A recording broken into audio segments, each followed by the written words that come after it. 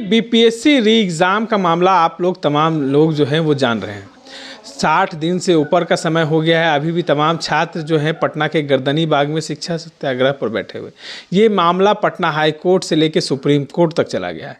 लेकिन सवाल ये उठता है कि ये जिस तरीके से छात्र अभी भी री एग्ज़ाम की मांग कर रहे हैं, मुख्यमंत्री से मिलने की लगातार मांग कर रहे हैं, वहीं इस आंदोलन में बता दें कि बीते कुछ दिनों पहले प्रशांत किशोर का भी समर्थन मिला।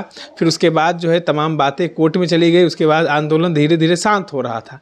लेकिन 2 दिनों के बाद जो है फिर से जो है कहा जाए तो खान सर और रहमान सर इस आंदोलन में फिर से जान भर दिए हैं। उनका कहना है कि तमाम पार्टियां जो आई थी वो सिर्फ क्रेडिट लेने की होड़ में आई थी।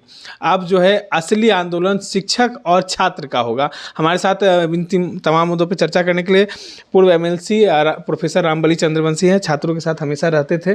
कैसे देखते हैं आयोग जो है वो मेंस के शेड्यूल जारी कर दे रहा है, कोर्ट में अभी भी सुनवाई टल रही है, छात्र निराश होते जा रहे हैं।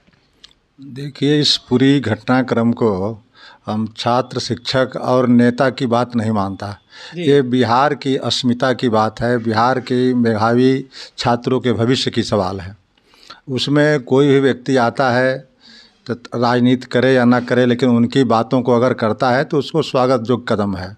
चाहे जितने पार्टी के नेता हों या फिर जितने शिक्षक हों या कोचिंग चलाने वाले लोग हों, मूल सवाल है कि जिसको हल ये करना चाहिए था, जिसके ऊपर ये जिम्मेवारी थी, वो थे बिहार के सूबे के मुख्यमंत्री। आज तक बिहार के सूबे के मुख्यमंत्री मौन दिखाई देते हैं। तो उनकी जो भूमिका थी, ये जो इस तरह से बिहार की जो इज्जत की धज्जियाँ उड़ रही है यहाँ से लेकर के दिल्ली तक में, ये चारों तरफ ये बात की चर्चा हो रही है कि बिहार में जो भी कंपटीशन होते हैं उसके पर्चे लीक हो जाते हैं और फिर आनन फानन में इसको पैचअप किया जाता है। इस पर मामला अब सुप्रीम कोर्ट, हाई कोर्ट में भी गया। कुछ मामला बीपीएससी के अध्यक्ष के खिलाफ सुप्रीम कोर्ट में भी लंबित है। तो इस तरह की परिस्थितियों के लिए जिम्मेवार कोई व्यक्ति है तो उस व्यक्ति का नाम है श्री नीतीश कुमार जी।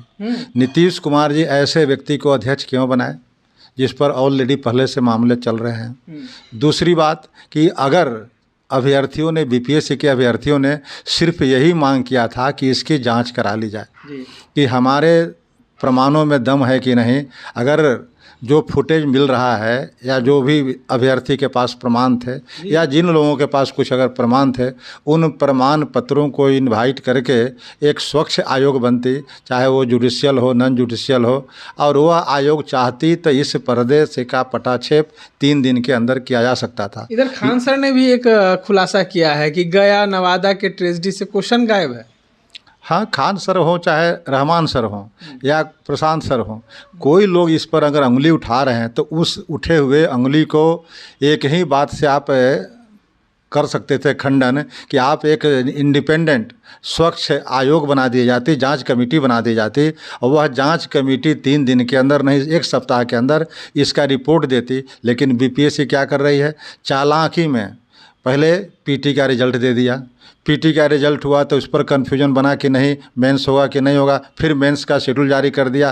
तो इस तरह से लग रहा है कि बीपीएससी के चेयरमैन सरकार के इशारे पर हों या सरकार के नहीं इशारे पर हों, लेकिन जो कार्रवाई कर रही है उससे बीपीएससी के अभ्यर्थियों में अविश्वास की कहीं ना कहीं बू आ रही है।